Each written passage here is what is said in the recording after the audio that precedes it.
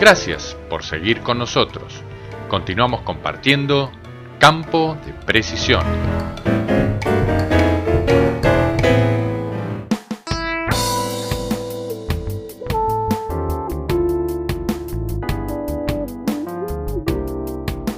Continuando nuestra cobertura de Admite Arroz, nos entrevistamos con el ingeniero Hernán Ferrari, técnico del INTA de Concepción del Uruguay y anfitrión del encuentro, quien además estuvo a cargo del módulo de cosecha en el encuentro de Entre Ríos. Con él, completamos la revisión de los principales conceptos del módulo a su cargo, en particular las características que deben presentar las cosechadoras de arroz y las principales regulaciones a contemplar para disminuir las pérdidas de granos al momento de la trilla. Bueno, soy Hernán Ferrari, trabajo en la Estación Experimental del INTA de Concepción del Uruguay, dentro del grupo de mecanización agrícola, donde coordino, y también soy profesor de la Universidad de Concepción del Uruguay de la Cátedra de Maquinarias Agrícolas. El arroz es un cultivo bastante complejo. Una de las partes principales de esta complejidad es que en su contenido de la cáscara y en el resto del cultivo presenta sílice. El sílice es como que si fuese un papel de lija, o sea, cuando está cruzando el grano de arroz por la cosechadora, donde va rozando va desgastando. Por suerte, con la incorporación de nuevas variedades desarrolladas tanto por el INTA como por universidades y empresas privadas, han logrado reducir mucho este contenido de sílice, como es la variedad Gurí. La variedad Gurí lograron reducir un 70% del contenido de sílice, lo cual para las fábricas de cosechadoras eso es todo un alivio.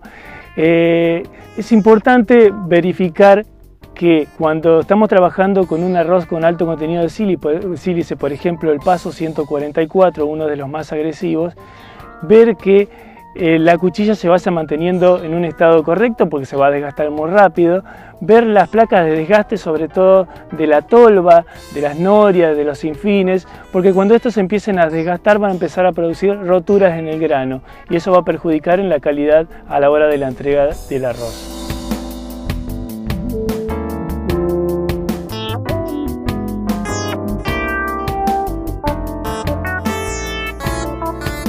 Lo que nos queda por verificar es el sistema de limpieza. En el sistema de limpieza hay serios problemas porque muchas de las veces se utilizan zarandas fijas, ¿sí?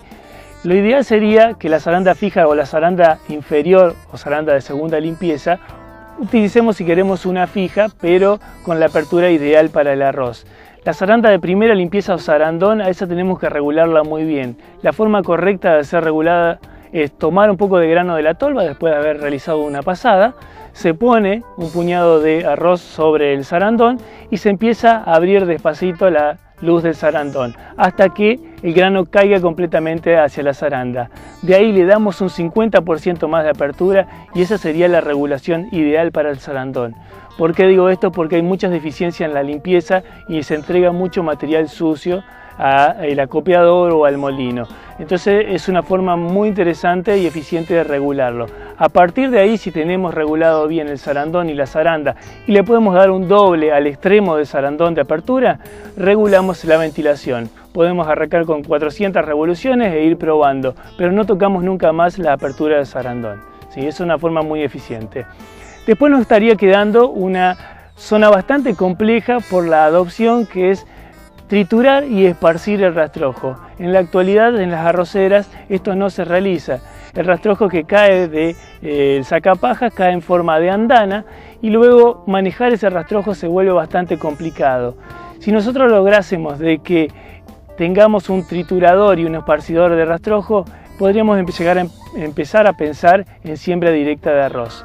La siembra directa de arroz en la actualidad es muy baja la superficie, nada más un 5% oficial se está realizando bajo siembra directa pura. No confundirse con siembra directa con laboreo anticipado, que es lo que normalmente se hace.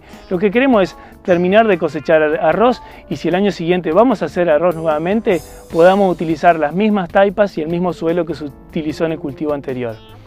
Para eso tenemos que hacer un buen manejo de rastrojo, ya sea comenzando con la cosecha, como se realiza en todos los cultivos, y después ver qué hacemos con este rastrojo que nos quedó triturado y esparcido.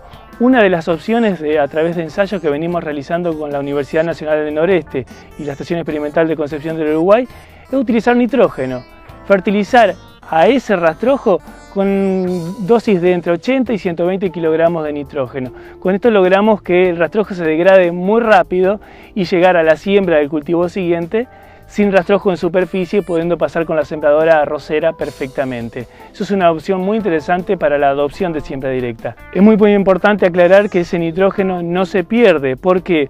Porque cuando arranquemos con la siembra, si nosotros lo hicimos a la aplicación de nitrógeno 4 meses antes, va a empezar a ser liberado nuevamente por el humus que se formó en el suelo, va a estar liberando nuevamente en forma de amonio el nitrógeno al arroz. Así que no es que estamos desperdiciando ese fertilizante, sino que lo estamos usando ahora para que degrade el rastrojo, y ese rastrojo nuevamente se lo va a entregar al arroz en el momento de la emergencia.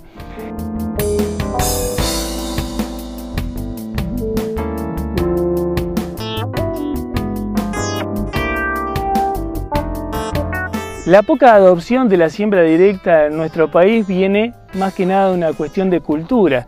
Las variedades que teníamos antiguamente de arroz hacían que si uno le liberaba el lote del agua de riego muy temprano, cuando llegábamos a cosechar, para lograr cosechar con el suelo en seco y no dejar huellas para que después la sembradora pueda pasar, ¿qué pasaba? Por la amplitud térmica que sucedía en la época de cosecha y por el humedecimiento y el secado ante las lluvias y el sol, hacía que el grano se parta o se fisura muy fácilmente, y es el principal factor de calidad. Con las variedades actuales nuevas desarrolladas por el INTE, desarrolladas por empresas privadas, permite lograr que ese efecto de amplitud térmica no afecte tanto al grano de arroz. Por lo tanto, podemos liberar el agua del lote 14, 15, 18 días después de la floración y no me va a afectar tanto en el rendimiento, pudiendo así lograr una siembra directa continua de arroz. Esta siembra directa continua de arroz hay que darle mucha importancia. ¿Por qué? Porque lograríamos reducir hasta un 20% de los costos de producción de arroz. Importantísimo, más que nada en la zona de Entre Ríos, que se viene obteniendo el agua de pozos profundos y el costo del gasoil es muy elevado, o sea, el costo de producción está asociado al consumo de gasoil. Entonces, si nosotros logramos reducir un 20% de ese costo, Entre Ríos crecería muchísimo nuevamente la producción de arroz.